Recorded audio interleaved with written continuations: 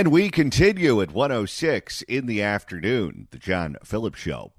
Mr. Randy Wangs in Culver City. John, as you know, on any Tuesday, Wednesday, or Friday, it's an LA City Council meeting, which means there's public comment, and a very concerned resident by the name of 3-Inch Shrimp had a problem with the way Karen Bass is handling the budget in the city of Los Angeles. Would you like to hear it? Sounds like we got a critic. Hello, Speaker. Which items did you want to speak to? Yes, Mr. City Attorney, my name is L. Ron Hubbard, and I thought his name was 3-Inch Shrimp. Apparently it's L. Ron Hubbard. Oh, Tom Cruise is a fan. L. Ron Hubbard, and I am here to speak on 42. Although I wouldn't take him at his word. Last week his name was Shaniqua. Yeah, that's quite a transition. 47, 48, and the General, if you allow me. Please go ahead. Start with number 42. It's about the mayor's budget. And I'm really concerned every time the mayor talking about her budget. It's because we do not see any budget that was allocated for our Figueroa sex worker community. Well, a lot of people are focused on police and fire and those sorts of services. I guess he has different priorities. I see people in mayor's budget, the hotel worker getting their 100% raise. I see those hotel airport worker getting their 200% raise. And then, however, our Figueroa sex worker are completely ignored and forgotten. They didn't get a raise? Well, they're not forgotten from him. That has to stop. That is such a miscavigical action by the city council has to stop now. Because sex workers are workers. So we deserve to be on the mayor's budget. I'm talking about the mayor's budget. And then he's not going to let them say he's off topic. No, not at all. He came prepared. And then it's not fair for you to only put your budget on hotel worker, airport worker, and forget about our sex worker. That's not okay, city attorney. Well, this is just another Mr. Smith Goes to Washington. Channel 35 locally in Los Angeles. It's where the Gadflies perform their very original material at every LA City Council meeting. And sometimes he breaks out in song and dance. That's always fun, too. Or when he likes to use the translator to his advantage. So says he needs a Spanish translator, and then he says things in Spanish that make the translator very uncomfortable. He's got a very foul mouth at times. He's one of the cleaner ones. What does that say about the others? 800-222-5222 is the telephone number, 1-800-222-5222. Well, it's not traditionally election season right now in April in an odd year. However, due to the successful recall of Oakland Mayor Sheng Tao, there will be an election in the city of Oakland. You know, that's what a mayor do. How can they get rid of her? Well, how much time do you have? Absolutely. One of the leading candidates is former Congresswoman Barbara Lee Speaks for Me. Quite frankly. And Barbara Lee sat down with ABC7 in the Bay Area for a 30-minute interview. Lauren Taylor did as well. But I figure we start with Barbara Lee because Barbara Lee was asked in the first question of this interview, what makes you different from Sheng Tao? Let's hear it. Hi there. Thanks for watching. I'm Julian Glover with ABC7 News, joined with ABC7 News political reporter Monica Madden and ABC7 News insider Phil Mateer. We are here with a conversation for the Oakland mayoral candidates, the top two that have raised the most funds. And we're joined now by former Congresswoman. So I guess the third place person, who is the woman that finked on Sheng, she's not getting the interview, unfortunately. Well, what's weird, though, about ranked choice voting is you could end up with some random person winning the election. That's how we got here in the first place. Oakland Bees! And we're joined now by former Congresswoman Barbara Lee, who has represented the East Bay, who did represent the East Bay since 1998. Thanks so much for joining us. But not anymore, because she decided to run for Senate and came in fourth place. Yeah, she got stomped all over by Adam Schiff and Steve Garvey. Yes. Nice being with you. We're happy you're with us today. We want to start with the reason that we're here, and that, of course, is the recall of the former Oakland mayor, Sheng Tao. Shangy got a shout out. Well, if you watch Court TV, she gets a shout out all the time. How are you? Good. Love to shake your hand. Yes, it's been amazing. You were against the recall, as you said. You are against all recalls. We just want to start with orienting Oakland voters with what you would do differently from the previous mayor. Now, wait a minute. That was a week out for her, saying, I oppose the recall of Sheng Tao because I oppose recalls in general. Didn't she vote for both impeachments of Donald Trump? Why, yes, she did. And if I'm not mistaken, there were efforts to impeach George W. Bush when he was president, too. And I don't recall specifically if she was a supporter of those initiatives, but I bet you she was. Well, not only that, Barbara Lee used to completely stay out of local politics. She just wouldn't do anything about it. She's a national figure. She's in Congress. She doesn't even really live in Oakland anymore. But she made an exception for the recall of Sheng Tao and said, don't recall her. I oppose it. It's anti-democratic, despite the fact that it is in the California Constitution as a check on bad leaders. Well, and what's interesting is her positions on the issues are really no different than Sheng Tao's positions. So you may have someone who is a different race. You may have someone from a different generation. You may have someone who's 900 years old. But essentially, she's selling the same product as Sheng Tao. Well, first of all, I want to be a mayor that can bring all parts of our community, all sectors together. That doesn't mean anything. No, that's a platitude. To solve problems. This is what happens when you have run in a safe district in Congress for over 2 decades. She doesn't actually have anything to sell here. No, she doesn't. I have, for example, the endorsement of the Chamber of Commerce and many in the business community, as well as our labor union, brothers and sisters. In fact, there's a video going around that shows that Barbara Lee has all the same endorsements that Sheng got. Like, don't waste our time. We have a whole city to run. Well, and all that tells you is that they think that she's the favorite.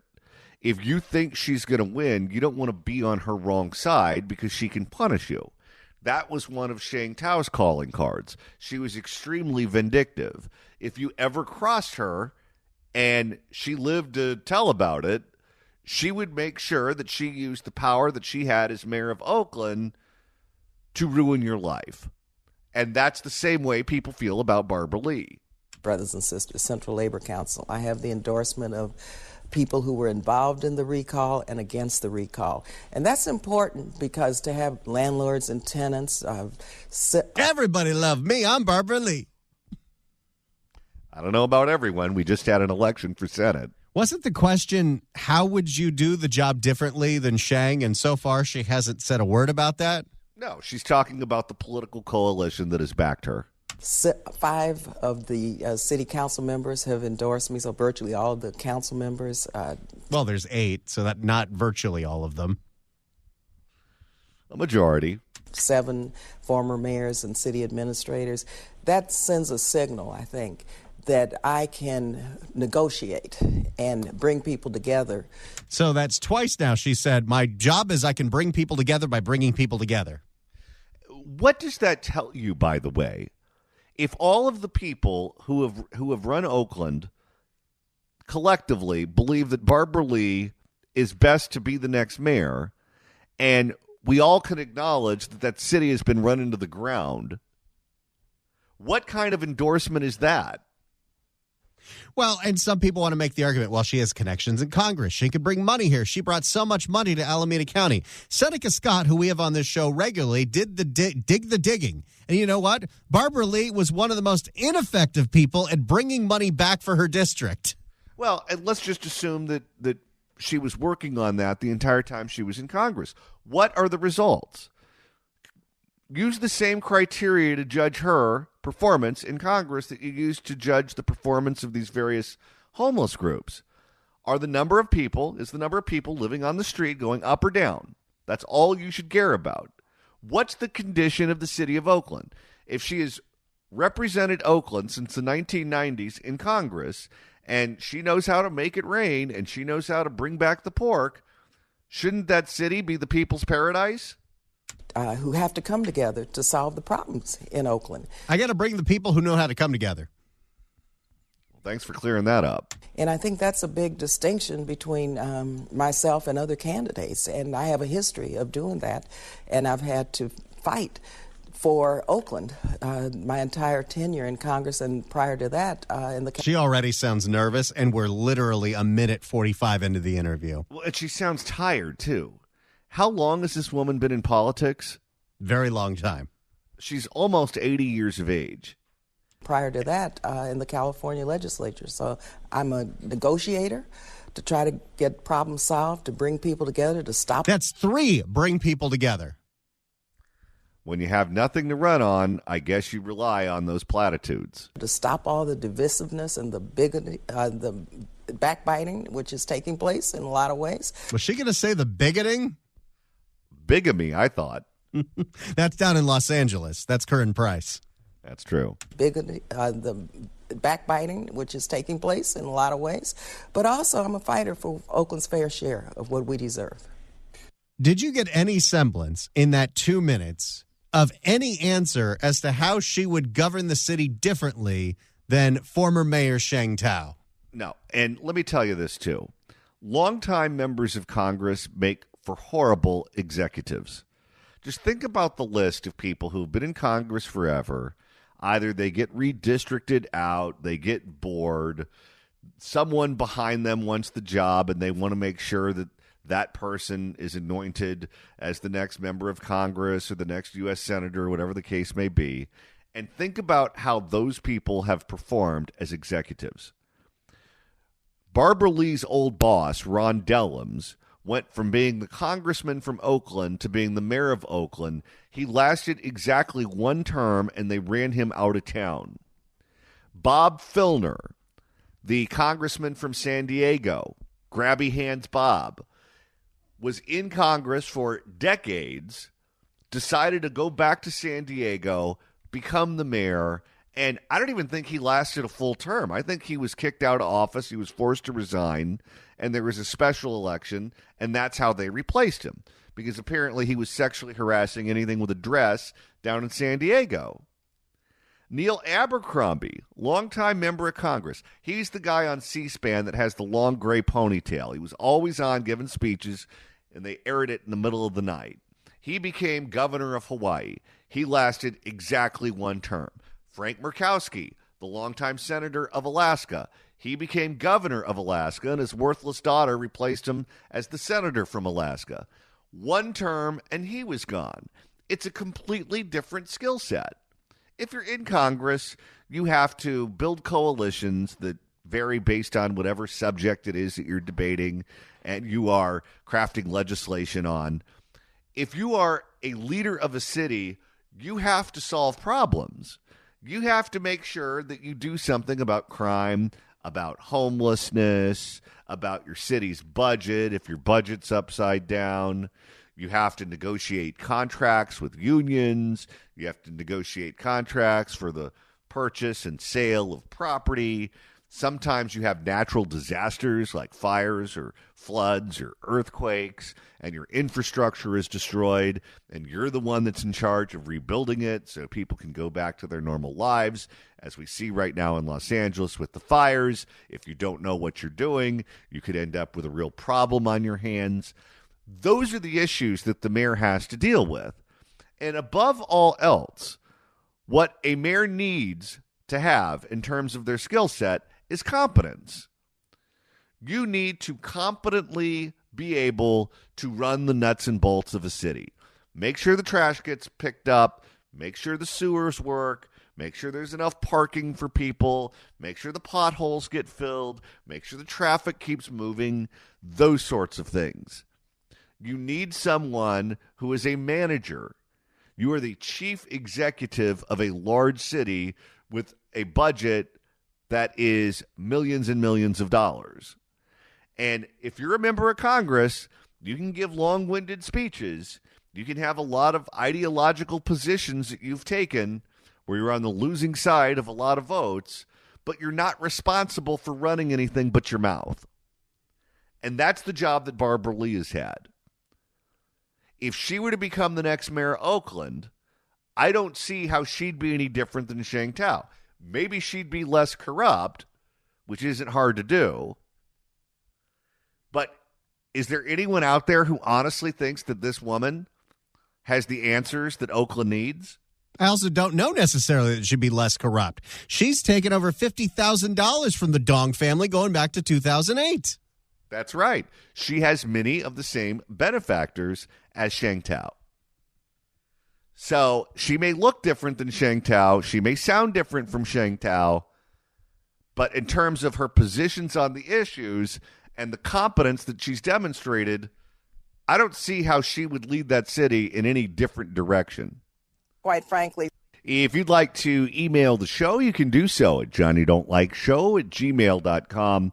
That's johnnydon'tlikeshow@gmail.com.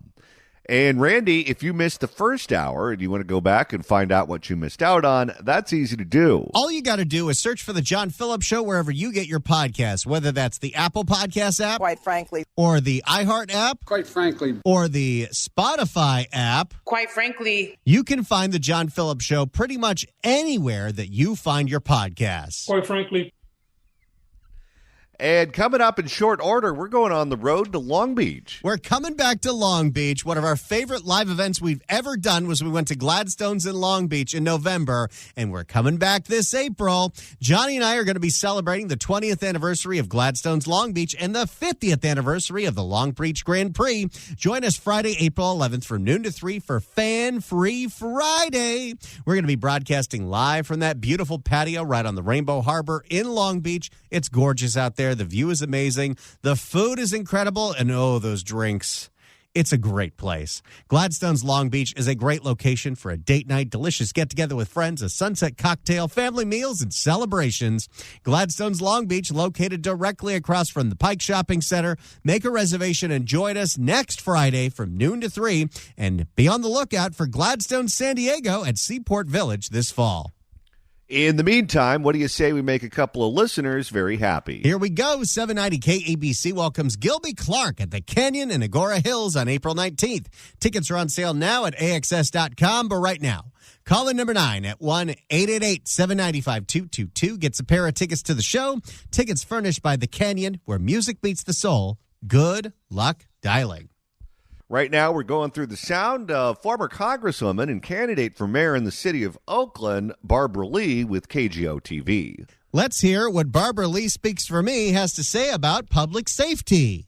I mean, if she's going to be mayor, she's got to rhyme. On public safety, of course, as you just said, it's a top priority. It's a big issue for all of the residents in Oakland. What would be your immediate plan for the first 100 days if elected? And then what would you try to fix in the long term? And public safety, remember, every neighborhood, and this is one compelling factor about why I want to run and win this race. She's so nervous.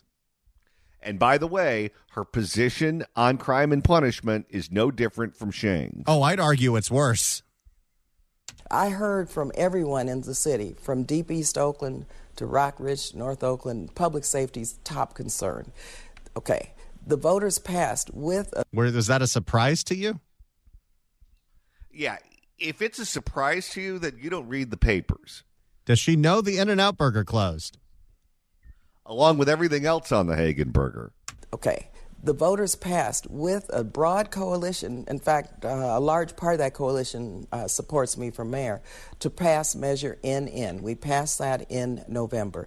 That required the city to fund and to come up with a strategy for 700 police officers. Good luck. How long did it take him to hire the 911 operators? Takes quite a while because it takes like a year just to go through the training, and a lot of people decide to quit because it's a very stressful job, especially when you're overburdened and understaffed. I'm surprised they didn't try to send those jobs to the Philippines, too. Police officers, we're under 700 now. We're in mid-600s. Also, to strengthen our violence prevention efforts, which... Here we go. It's time for the life coaches for gang members. Tony Robbins, he's the answer. Of course, is important through ceasefire. And then to look at how we strengthen our 911 response time And in fact, and a lot of people are not. She is not ready for prime time, which is a strange thing to say because she's been on the political scene longer than I've been alive. No, but think about what they get all worked up over in Washington. A lot of what they get worked up over are process issues at the committee level. They use this arcane language that means nothing to anyone outside that body. They all know what it means, but it's like speaking a different language. When you're running for mayor of a city, it's all hand-to-mouth issues where you have to talk like a normal person, and she hasn't had to do that for a very long time.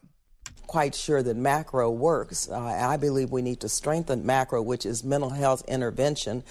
We don't need to call the police department if people are having mental health challenges. And police. Oh, do I need to give Barbara Lee a lesson on how that worked out in San Francisco? Yeah, if someone's having a psychotic meltdown in public and they're being violent, you need someone who has some training on how to deal with that. If you decide you want Urban Alchemy ambassadors to deal with it, here's what happened to London Breed when she was the mayor of San Francisco. People have been stabbed in Urban Alchemy. They've been shot, they've been attacked, and they still show up every single day as an alternative to policing for this community. Gee, I wonder why she lost. Hard to tell. It's too bad because she did a hell of a Huell Hauser impression. Wow, this is really nice. And police need to be able to police, and that's the important part. So Measure N is what I would want to immediately execute on and see how we get to where Measure N laid out. That's the North Star. And then finally, I'll say I've worked with Senator Jesse Arreguín. He is the chair of the Public Safety Committee in Sacramento, and he and I have talked about a regional strategy. When I was there with Tom Bates, I think you may remember, Phil, we had a regional public safety corridor. That doesn't mean anything.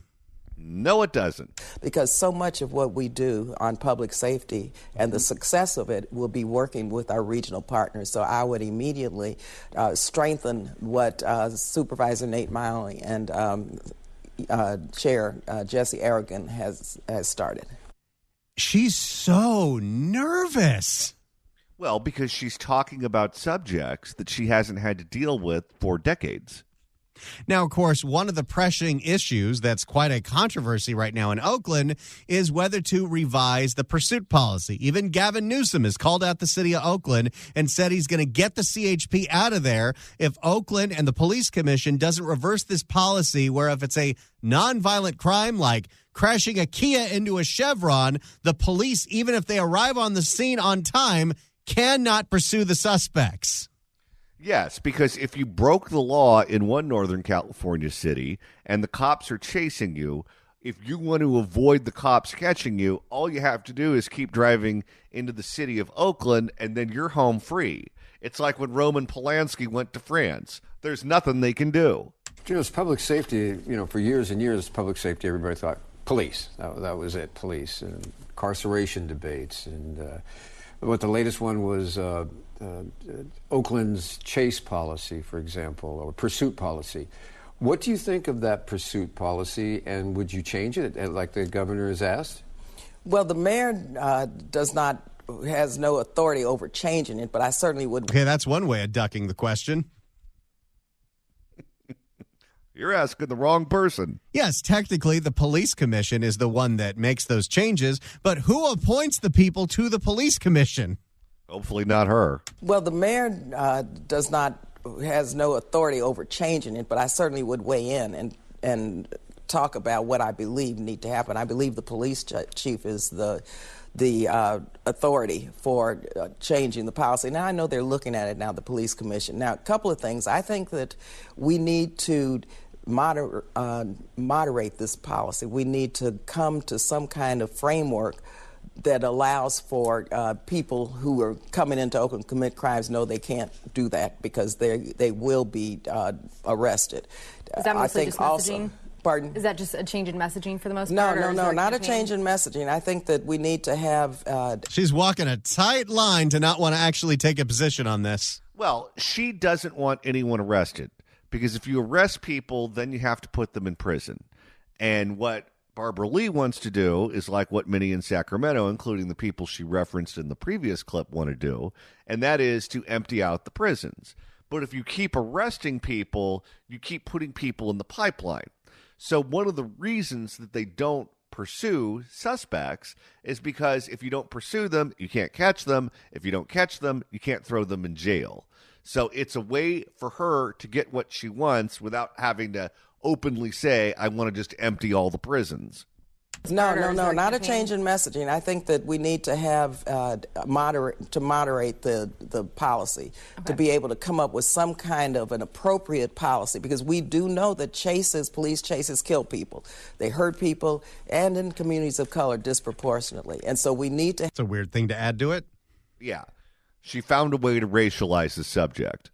And in communities of color disproportionately. And so we need to have a policy that does both.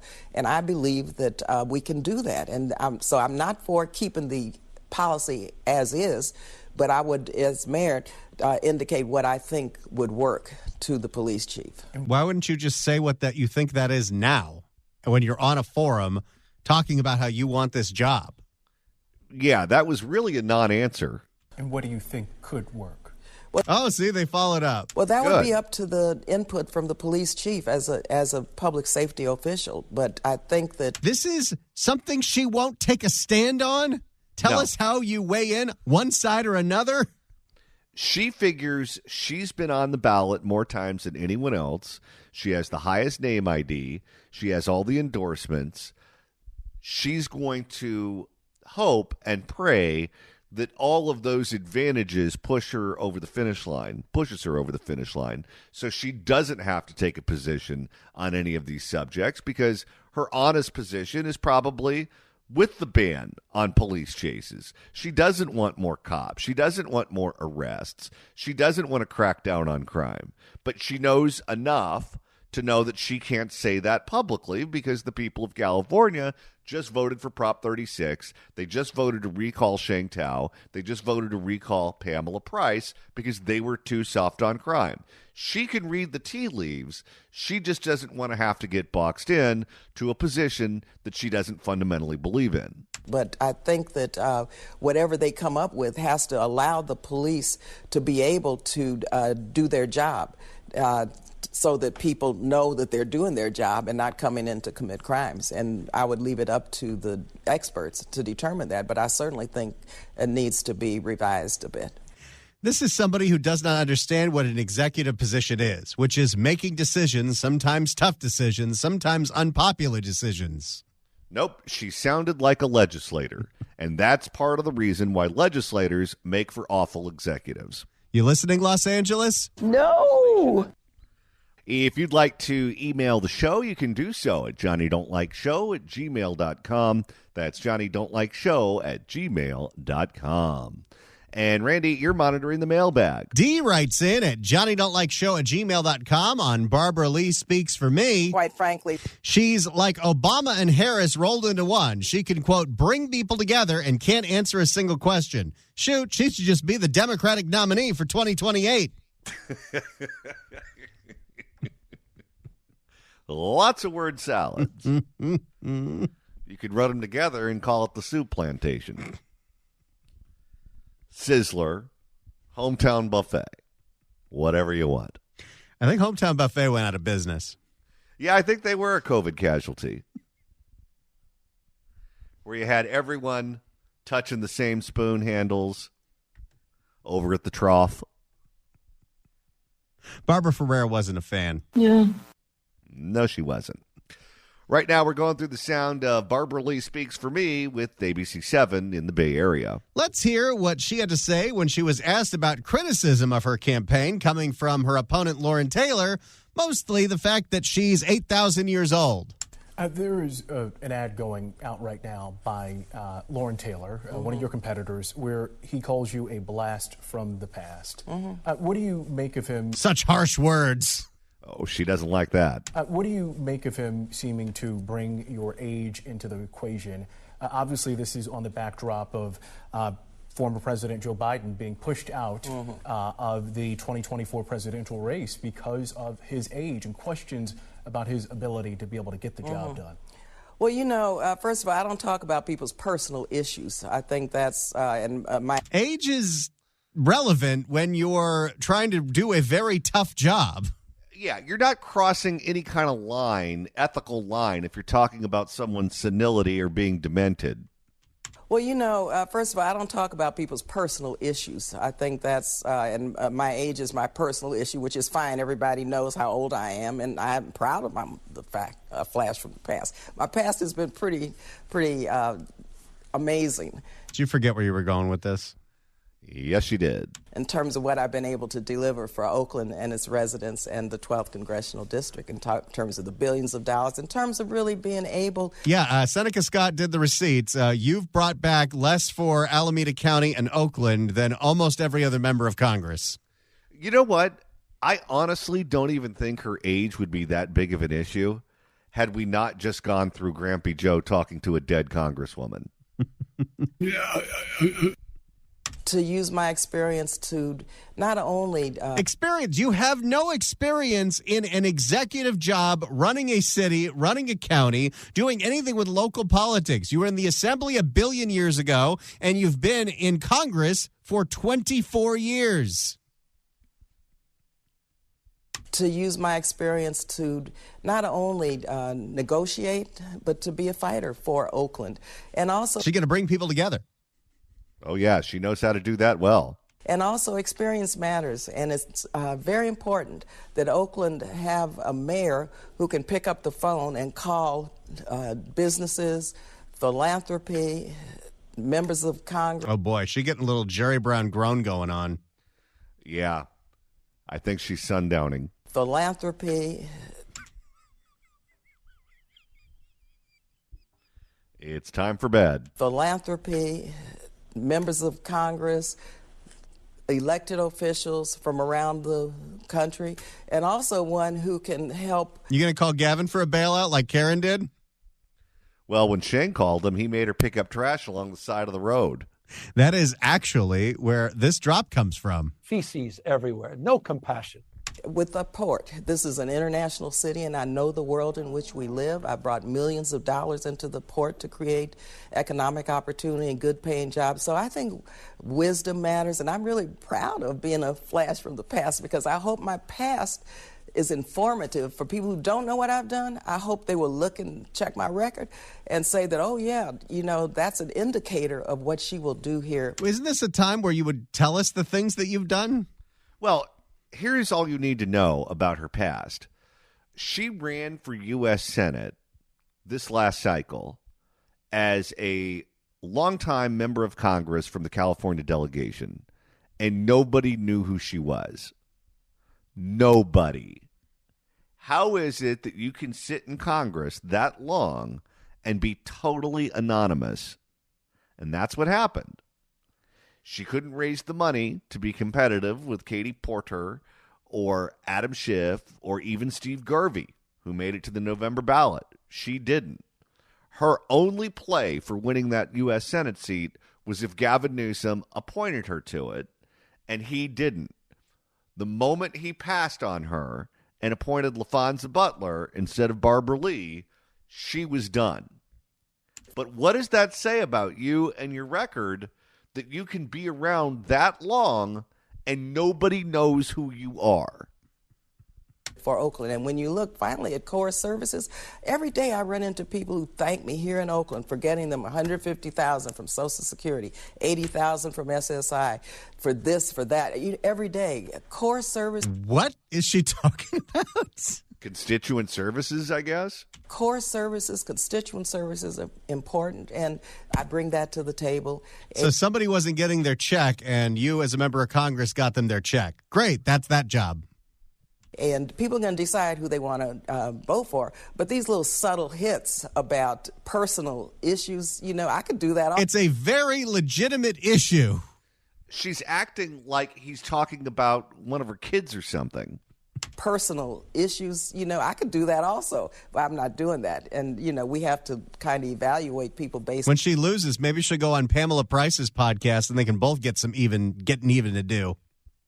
Oh, that would be quite an interview. I'm not doing that. And, we have to kind of evaluate people based on what they think. No, we don't. There you have it, ladies and gentlemen. Barbara Lee speaks for me, candidate for mayor in the city of Oakland. Quite frankly,